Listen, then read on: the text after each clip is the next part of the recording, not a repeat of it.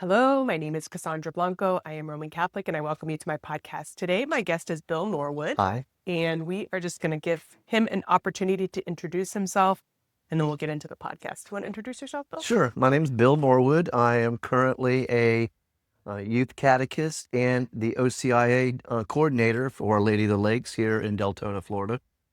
And I'm here to talk about my journey a little bit. Yeah. So he does have a very unique journey, and I wanted to give him an opportunity to share that journey with us. So why don't we just go ahead and start with where that journey actually begins. So wherever you want to start, I know that you were Church of God, Well, Pentecostal. so to begin my journey, it's really weird. I grew up um, getting on a church bus and going to church every Sunday with my neighborhood kids I grew up with. My mom and dad were very good people, really not churchgoers though. And I went to church, riding the church bus, and as I got older, I got involved in the youth group. And before long, I felt God's call on my life, and I ended up going to a Christian Church of God school, and eventually to what's now called Lee University. At the time, it was Lee College, and it's in Cleveland, Tennessee, where I got a bachelor's degree in Christian education with a minor in theology. Mhm. And I got married right out of Lee College, and went into ministry and was a youth minister and associate minister for a number of years. That's kind of where I started from. Okay. Yeah. So this was actually in Tennessee. And would you say that the beginning of your faith journey was really in youth group, like when you were? Yeah, I believe I really made a commitment to the Lord in like maybe the 13th or 14-year-old, just right out of middle school, high school area. Um, and I really just got involved. I remember I went to, at that time, the pastor of the church and told him I wanted to preach. And he was like, well, show up here on Saturday. So I'm showing up on Saturday thinking I'm going to preach. And he put me to work cleaning the church. Oh, And so I learned real fast that ministry was servant, mhm. being a servant. And so, yeah, that's kind of where I started from. Okay. So when you graduated college, what happened after that? Well, after I graduated college, my, at that time, wife, Carol, and I moved to Pennsylvania. The Church of God was going to make us associate ministers in her father's church. And it didn't work out. The church was very small. They were having financial struggles.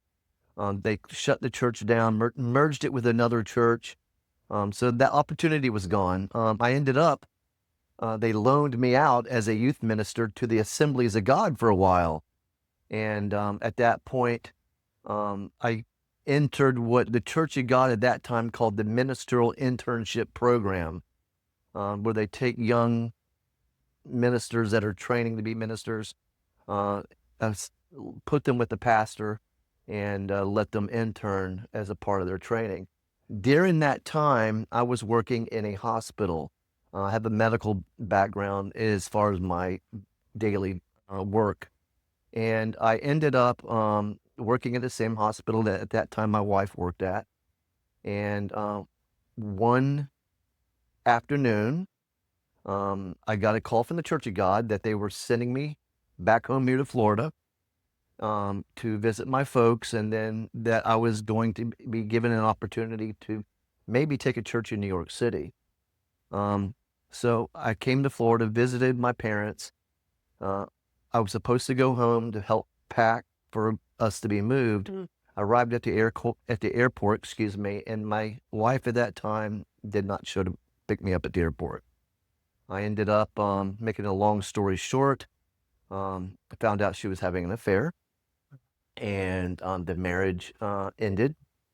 And I left Pennsylvania and came back home to Florida and began youth ministering in the Church of God in Sanford. From there, I was transferred to a church here in Deltona as a youth minister at the time. It used to be in a little strip mall right off of Normandy. Mm. And so I ministered there as a youth minister. And that's when I met my current wife, Nancy. my mother, who's no longer with us, kept saying, honey, you need to go out and meet people. And so I ended up going to a Christian singles group out of Northland, which is a church here in Central Florida, and where I met Nancy. We fell in love. We got married. We entered ministry together. At the time, we were ministering to incarcerated young ladies at a facility not far from SeaWorld. And my wife's former husband, who had passed away of cancer, had left her in a kind of a tight spot. Well, she was losing her home, and we were still kind of newlyweds. I reached out to the Church of God to see if they could help because, they had programs for their ministers, and they basically told me what train to get on. So I was very hurt. That, along with a series of other things, kind of caused me to lose my faith in the church and in God. I was angry at God. So I left the church. I left Jesus. I left God. And I went searching for something else, which is why we're here today. Yes. So let's stop there just to flesh out a little bit more about your journey. So Church of God is the Pentecostal It is a denomination? Pentecostal church. It's out of Cleveland, Tennessee. Okay. And how many churches are there in the country? Well, the Church of God is a very large, it's probably the oldest Pentecostal denomination. They're very similar to the Assemblies of God. They've been around since like the 1800s. Oh, okay. And they started in Croker Creek, Tennessee. If I remember my history correctly, someone will probably fact check this and find that I'm wrong, but I believe they broke off the Methodist movement. Oh, okay. I could be wrong, but it's been some while since I had that in my head. So in any way, yeah, they are very large. I kind of consider them the Catholic Church of Protestants because they really are really well organized, and they're worldwide.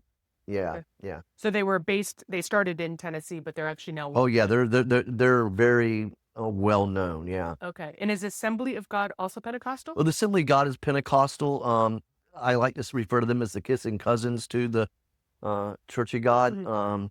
The assemblies started in Azusa Street in California, and where the Church of God started in Tennessee. Okay. But they're both based off the charismatic Pentecostal movement. Right. So for those that aren't familiar with charismatic, it typically is more expressive, like praise and worship songs and like raising Absolutely, your yeah. hands. They believe in the speaking of tongues and things of that nature. Right. Yeah. And you can find that charismatic bend in the Catholic Church as well, but I would say that is something that definitely defines the Pentecostal church. Correct, Is yeah. the more charismatic. Yeah. Interesting. So, okay, so you ended up leaving the Church of God and Correct. ministry. Did your wife also leave? Yeah, Okay. we were really hurt. Yeah. We left, and at the time, because I'm always studying, always learning new things, and I was bored. I wasn't ministering any longer. I wanted to go back to school to get an AA, and I was going to get a psychology degree. So in school, I met a parapsychologist named Dr. Andrew Nichols. And he sparked my interest in paranormal research, at which I did a few case studies of different places that were, quote, haunted. We'll just put the quotation points in the air. And that just kind of dragged me a little bit deeper into researching that type of thing. And then one fateful day, I was asked to go to Casadega, Florida, to research the Casadega Hotel. While I was there, I met a very nice, lovely young lady who told me all about this religion of hers that she called Wicca. And I had never heard of it. The way she painted it, it was all nature and trees and butterflies and it felt like something pure and natural, and it was very enticing, and I didn't see anything wrong with it. So I began researching it, and as I did, it really was coming from a point of disillusion and hurt, it felt like something healing.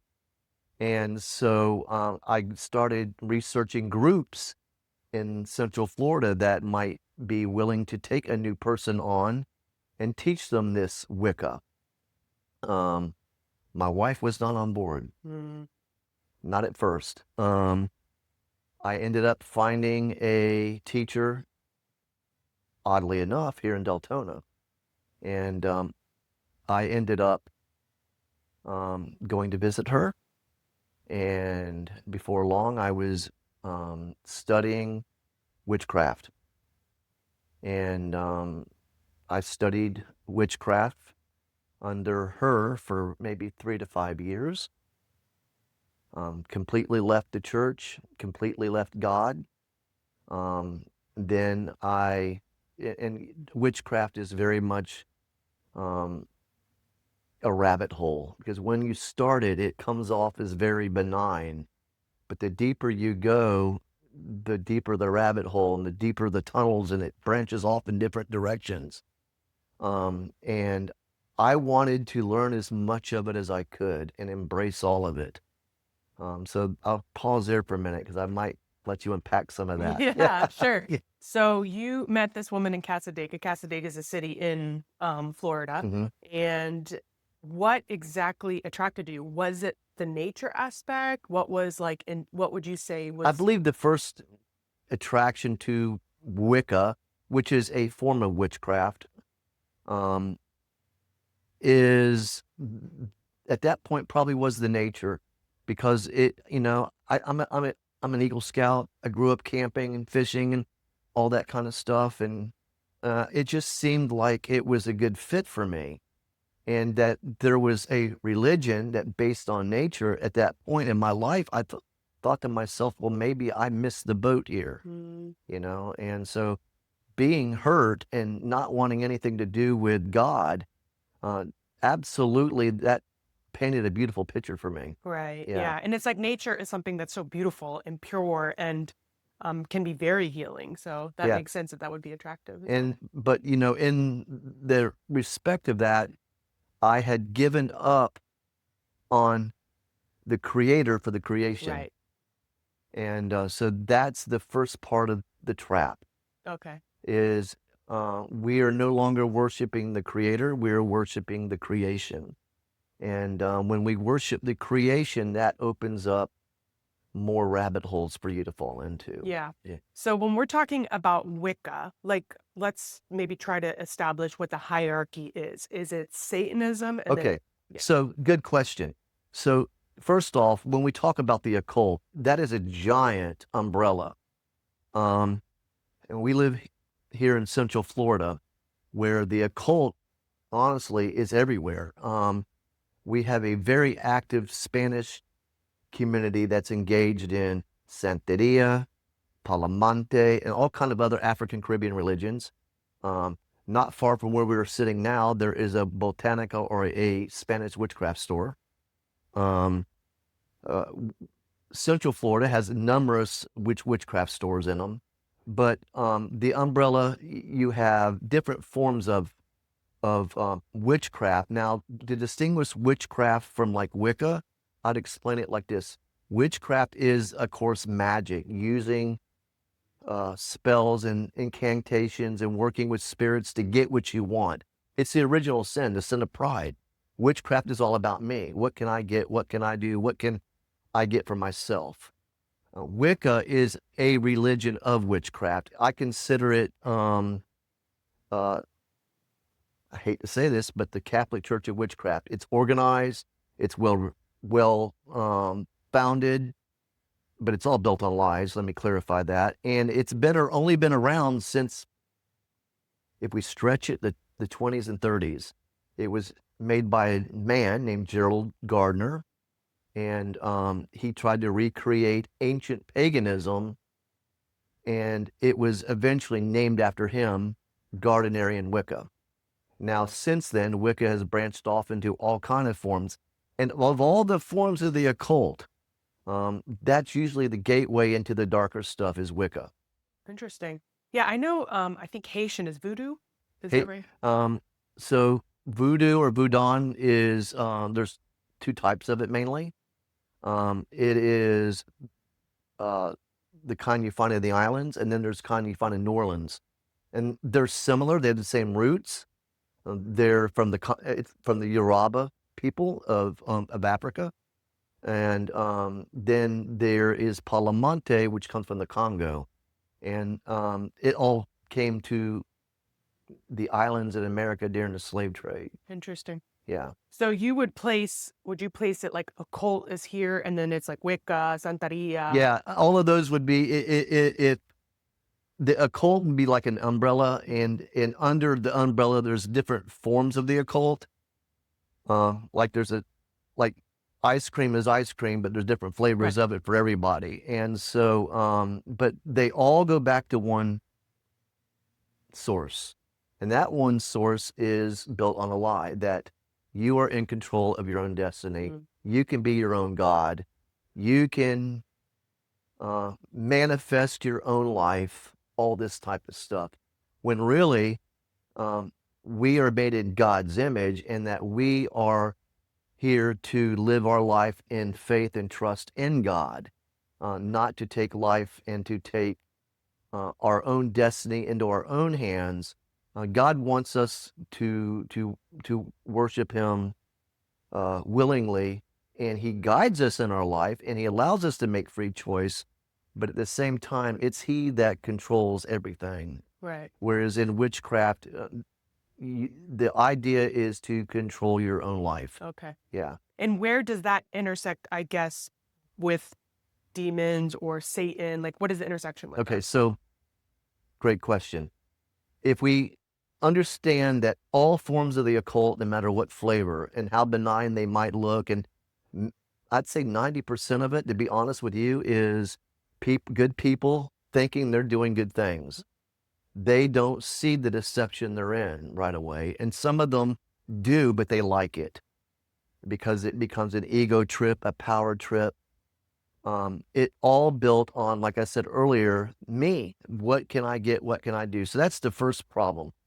And when we talk about the fall of Satan and a third of the angels from heaven, it's because of pride. That was, I mean, all sin originates from pride. And so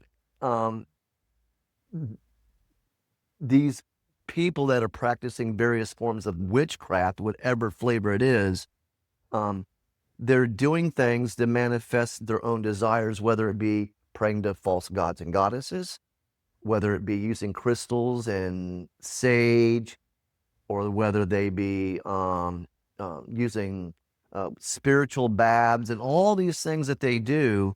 And they're leaving offerings out to nature, to what they call the nature spirits.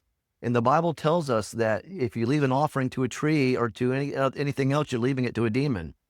And so it's all demonic deception. And the game is to get you further down the rabbit hole. Okay. So let's go back to your story, and then maybe you can elaborate on what further down the rabbit hole. Sorry about that. actually Yeah. means. We'll hopefully get there. So let's go back to your story. So you're being formed and educated by this woman in Wicca. Okay, so Wicca has a degree system. Oh, okay. Okay, so when you start off, you're a neophyte, a newbie. Then you earn your first degree, which is you're no longer a novice. You're considered a priest in your own right. Then you go to the second degree, and then to the third degree, where you're considered a high priest or a high priestess. Yeah. In many traditions, not all, because there's more traditions of witchcraft and Wicca coming out every day, and that's no lie. When, generally speaking, a witch or a Wiccan reaches third degree, they have the option of branching off and starting their own covens, their own groups. That's what we did. And so in my journey, I branched off. I started my own coven called Coven of the Goddess Moon.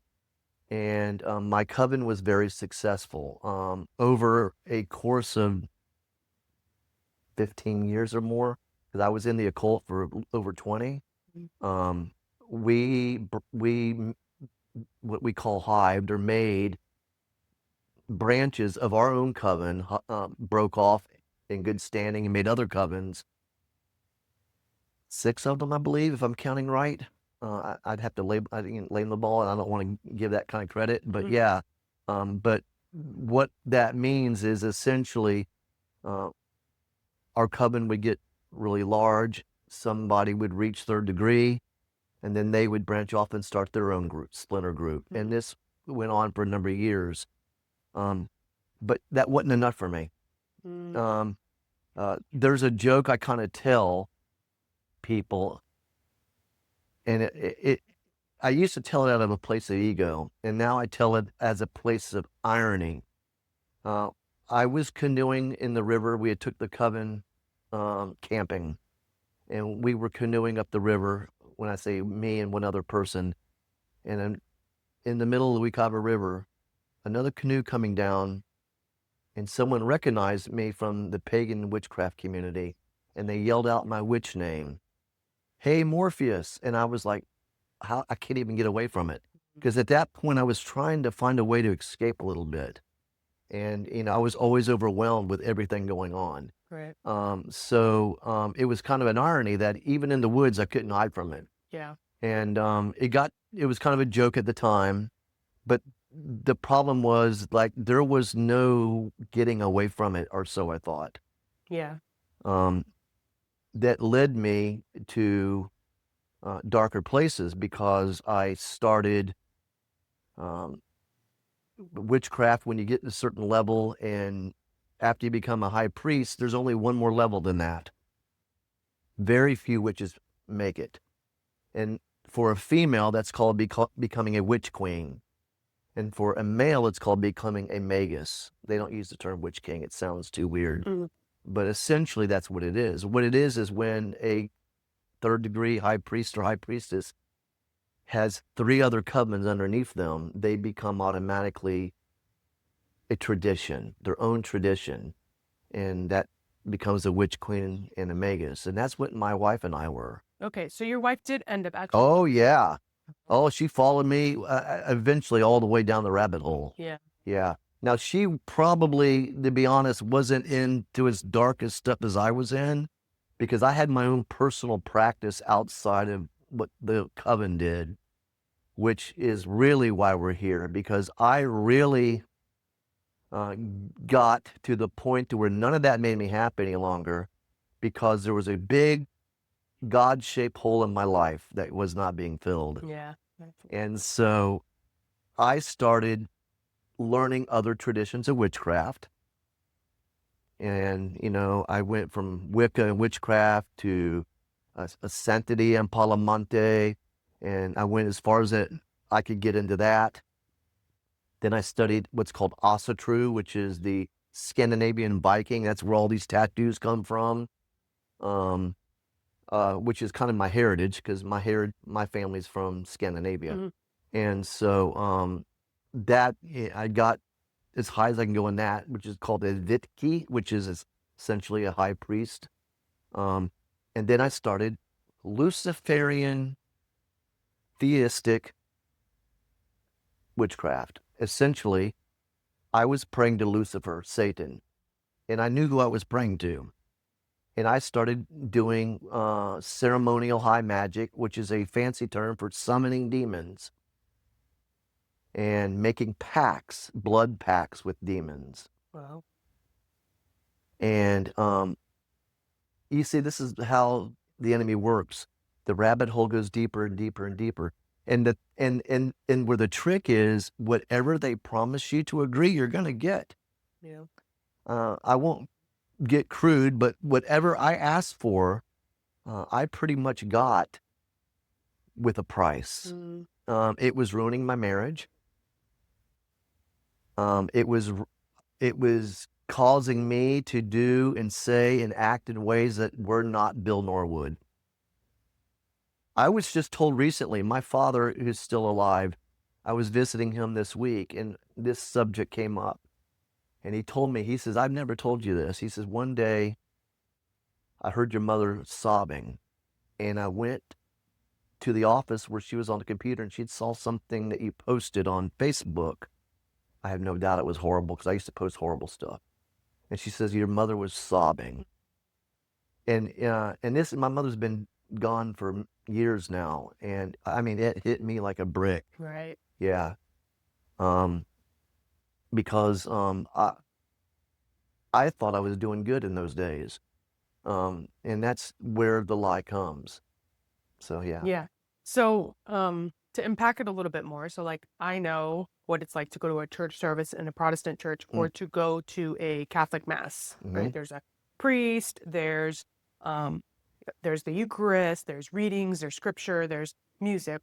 What exactly, when you're talking about what you were in Mm. with Wicca, like what are the ceremonies or the rituals, or like do you have like what would be an equivalent to a church that you're gathering in? What does it look Well, like? okay, first off, it might look different depending on what group you go to and what type of witchcraft it is. So let's clarify that. So for my particular coven, which we didn't label ourselves Wiccan because Wiccans have a certain ethical rule they go by called harm none. Do what you will, but harm none. Means they can do whatever they want as long as they're not harming anybody. We didn't go by that rule. Okay. But that being said, we followed a lot of their precepts, at least in out front, but and we followed some of their ritual structure. So how that looked was the church was someone's house. Okay. Um, we had a room a little bit bigger than this room that we had set up as a temple. There's an altar in the middle. There's smaller altars at the four directions, north, south, east, and west. Each of those altars represent an aspect of nature.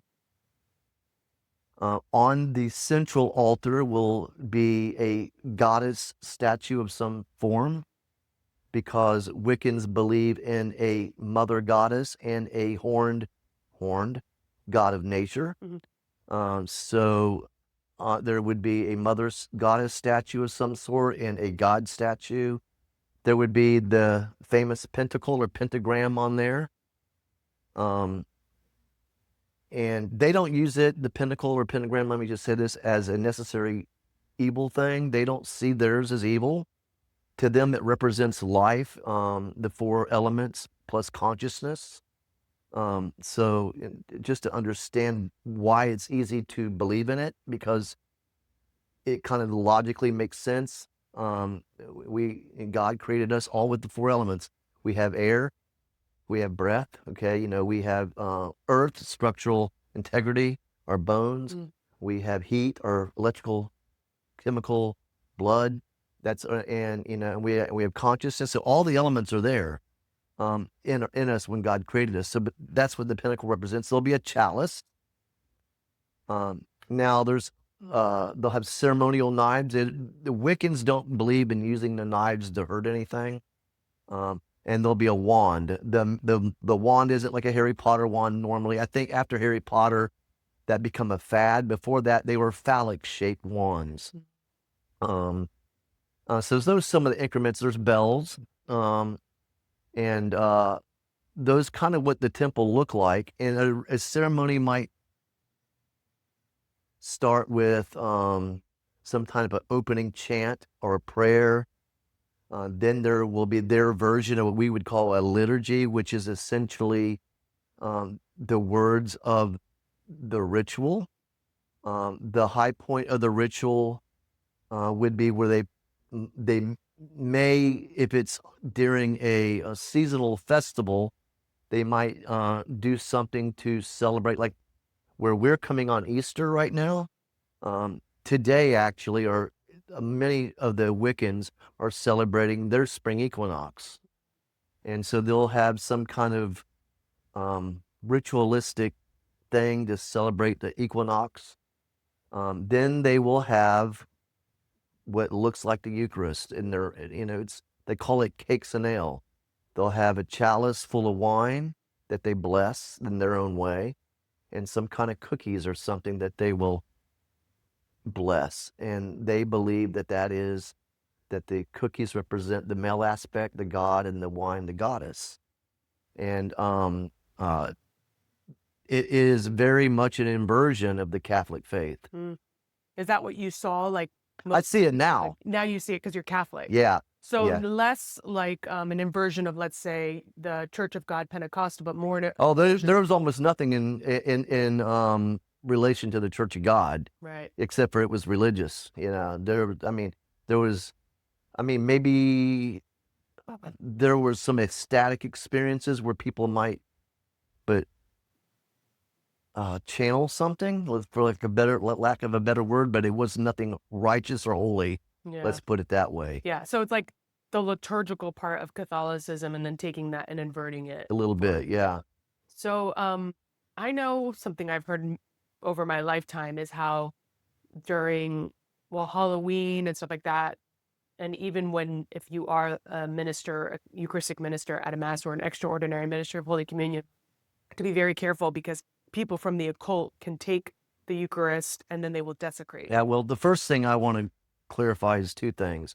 That is true, but in all honesty, it's most likely not you're going to be your Wiccans. Very few of what I call your neo-pagans, your New Age witches are going to do that. Frankly, most of them have left the church because their church hurt, and they don't want anything to do with God or the Eucharist or anything. Now, that being said, the Luciferian satanic groups will absolutely do that. So they take the Blessed Sacrament from Mass and then they go. Because they know it is real. Right. You don't hear it happening to the communion wafers at the Church of God. Right. But you do see it in the Catholic Church. Yeah. So that kind of takes me back to my personal practice when I was doing Luciferian satanic stuff. It took me to a very dark place where I was summoning demons on a regular basis. And it really did mess my life up. At that point in my life, I was looking for all the things that a married man shouldn't be looking for. I was also ego-driven to see how much occult knowledge and power I could get. And I got all that. But I also got all the negative that came with that.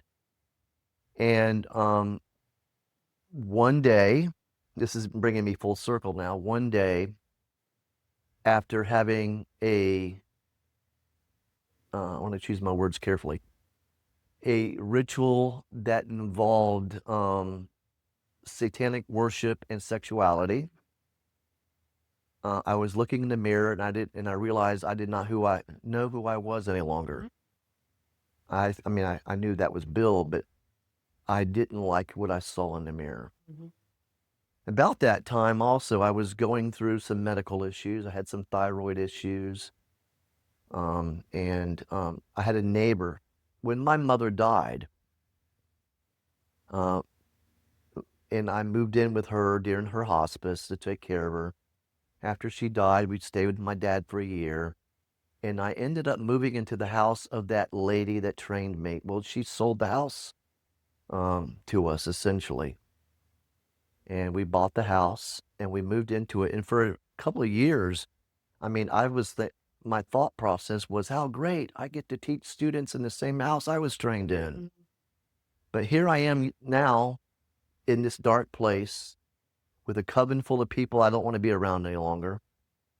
All I cared about was the next demonic invocation, because it was a demonic obsession at that point. My life was spiraling. Little did I understand that God had moved me next door to a believer who'd been praying for us, hearing us have ceremonies in the backyard and praying for us. And he came over and asked if he could pray for me because he knew I was going into surgery soon. And something for the first time in years let me say yes. And he prayed for me. I went for surgery. I had the thyroid removed. I came home. After I healed up a bit one day, there was a knock at the door. No, I take that back. No, I got up. Something made me get up. It was the Holy Spirit. And I went next door and knocked on his door. And I went in his house and just broke down and recommitted my life to the Lord. And that's how I came back to the Lord. I ended up coming home and finding out that Nancy was ready to change her life too, ready to commit her life back to the Lord, that she'd been waiting and, kind of struggling with it. And she was really funny because I was still church hurt, did not want to go back to the Church of God under any circumstances. And I was like, well, I got to find a church. And then there was also the logistics. How do we tell this coven? Because leaving the occult's like leaving the mafia. Mm. And so I was like, I got to go to church. What are we going to do? How are we going to quit all this occult stuff? And Nancy's like, well, I grew up Catholic. And I don't want to be Catholic. I don't want to be Catholic. So I started church shopping and calling different churches. Meanwhile, one of our pagan holidays was coming up, and I was trying to find a way not to do anything. Mm-hmm. We met, and by that time, I already cleared out a bunch of the occult stuff out of the house, and people were showing up like, "What? Where's all this stuff?" Mm-hmm. And I had, even at that time, what on the coffee table that we used to use as a little altar, Mm-hmm.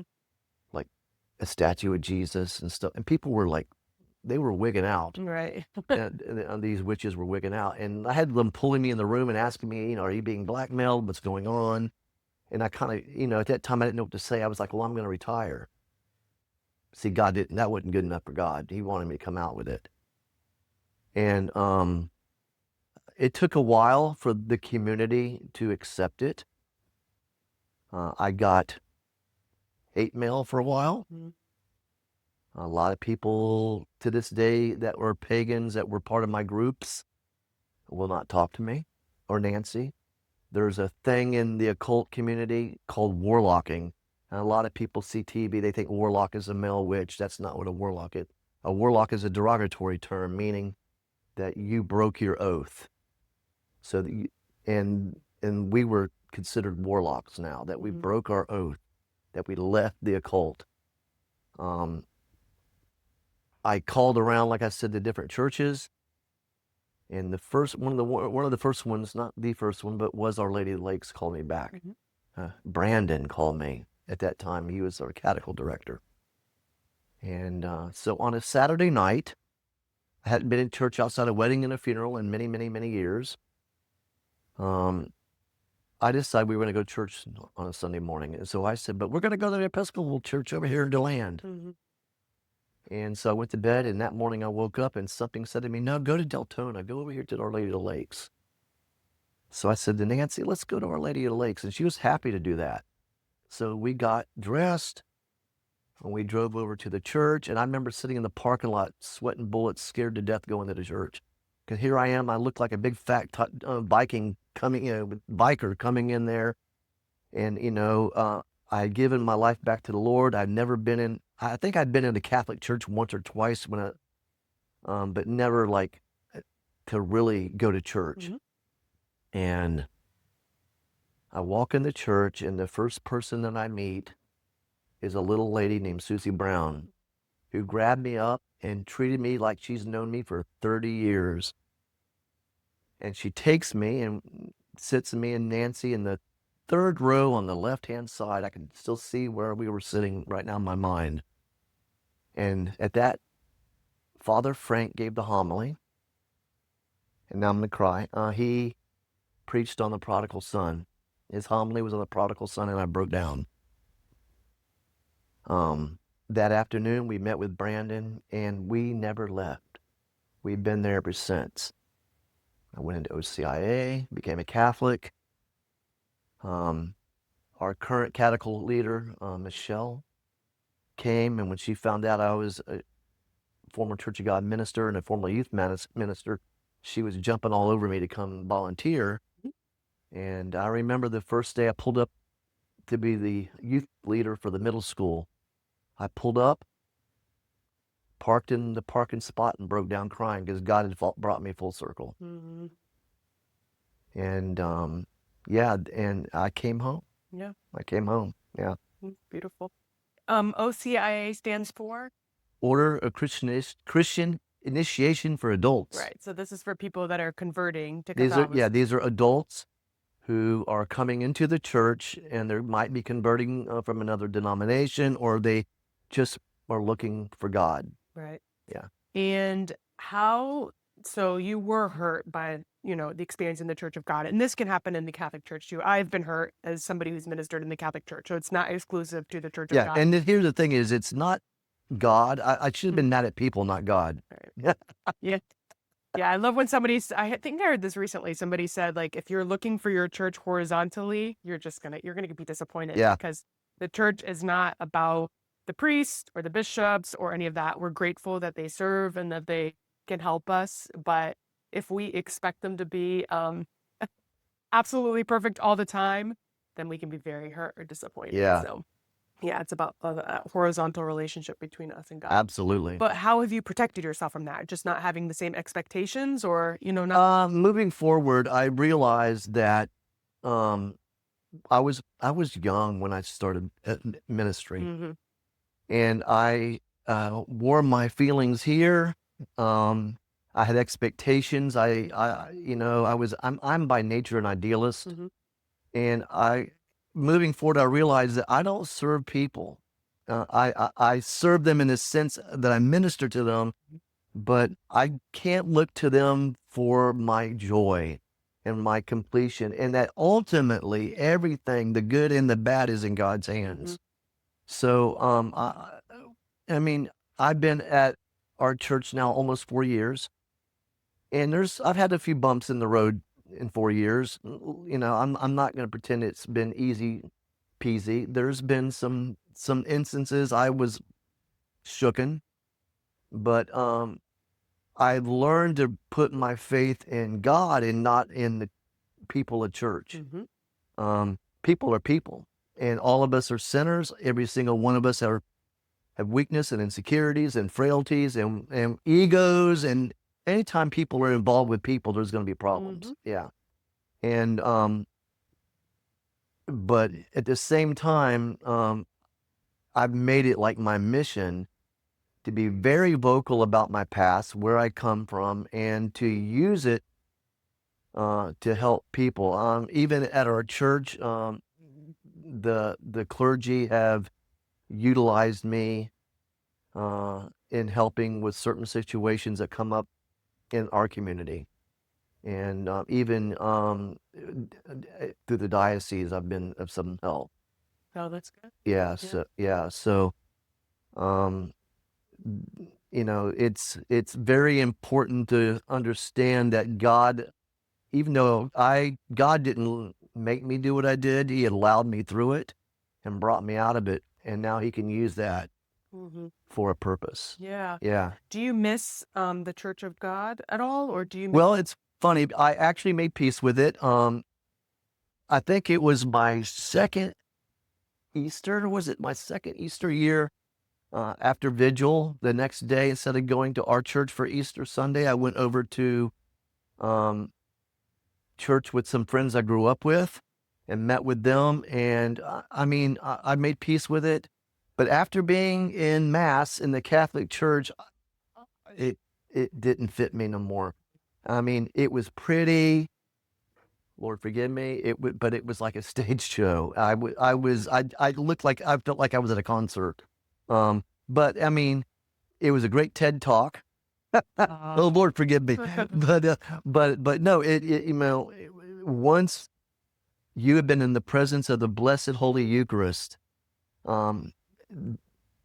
I can never go back. Yeah. Yeah. I think that's what I see a lot with people who do convert to Catholicism from Protestantism, is they really treasure the richness of the Catholic faith, Yeah. like the sacraments, the liturgy, the music, the traditions. I mean,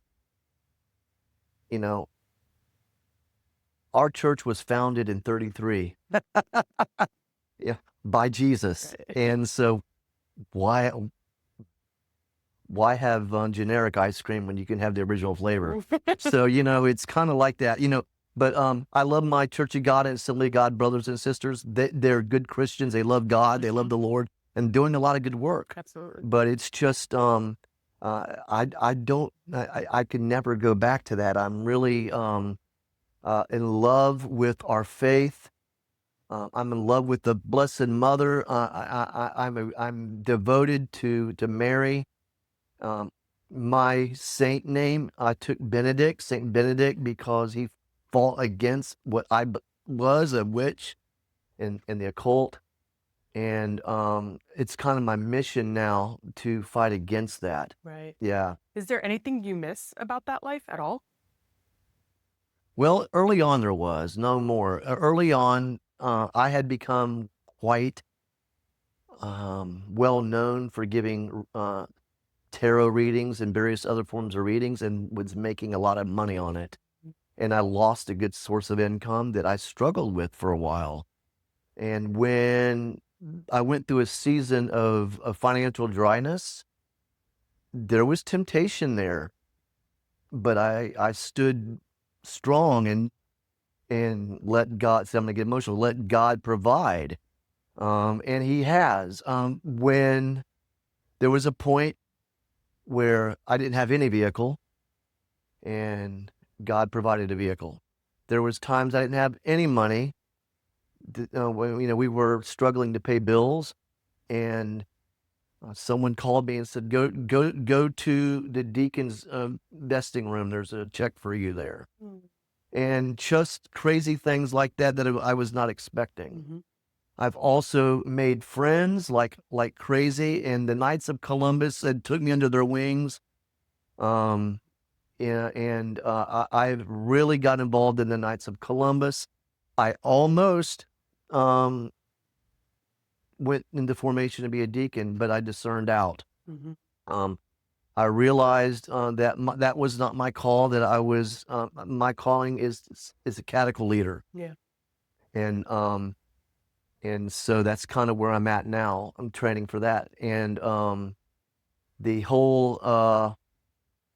But one of my best friends in the whole world, Deacon Dom, if you watch this, a shout out. We tease. He's my brother from another mother. Him and I are besties. I took him as my spiritual director. He has never led me in the wrong direction. God's always given him good wisdom for me. But we torment each other horribly. Best bud. Yeah, we are Aw. best buds. Yeah. And then in terms of, just to wrap it up, what would you say to anybody that's considering the occult, or what would you say are the dangers of the occult and what to watch out for? Well, first off, the occult starts off as very pretty. It starts off with a lot of things that are very appealing. But the worst part of the occult is that it is a rabbit hole, and that the danger of it is that it is so appealing and it is so pretty at the beginning, and you get drawn into it, and the lies that are spun in it are so believable. And eventually it leads you long enough to darker and darker places. Um, I'm working with a young woman now that didn't get near as into the cult as I did. She just dabbled and got diabolic situation in her life that she's having to be delivered from. I was very lucky and I actually put faith in. It was my baptism that saved me from that. But the dangers of the occult, we could go on and on, but just don't do it. It's not worth it. Um, Everything is a lie.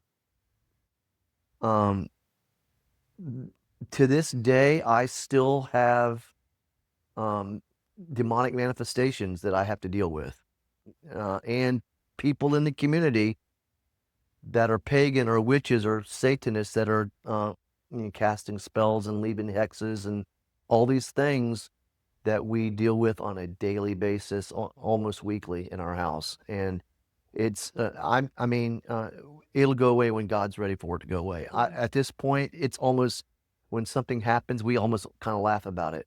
Yeah, just don't do it. It's not worth it. Yeah. Yeah. Some holy water, man. Just sprinkle it. I have 2 gallons of it. Yeah, sprinkled around the house. Yeah, yeah, yeah. Holy salt. What else can we get? Yeah, yeah. No, the true danger is it's the first sin. And I close with this the same way as I did when I taught this to my young people. Lucifer fell out of heaven for the sin of pride. When you start trying to manifest your own wishes, your own desires, when you start making love spells, or you start using crystals to heal your energy, or doing all these things, it's all about you. It's about what you want to manifest, and that's pride. And pride's the original sin, because all sin is based on pride. Lust, sloth, greed, all of it's based on pride. Right. Yeah, Yeah. absolutely. Well, thank you so much, Bill, Thank for you. sharing your story. Thank Yeah. you. And is there anything else before we wrap up that you Yeah. do want to share? I just want to share that I am so excited to be in our faith. The Catholic Church is, in my opinion, the one true church. It is the Apostolic Church, and it has given me such grace. The sacraments, I live and breathe by the 7 sacraments. Beautiful. Amen. Amen. All right. Well, and to our wonderful audience, thank you so much for Thank joining you. us today. If you do have any questions or comments, please leave them in the comment section. I hope you have a wonderful morning, day, or night, wherever you are in the world, and God bless you. Bye-bye. God bless. Bye-bye.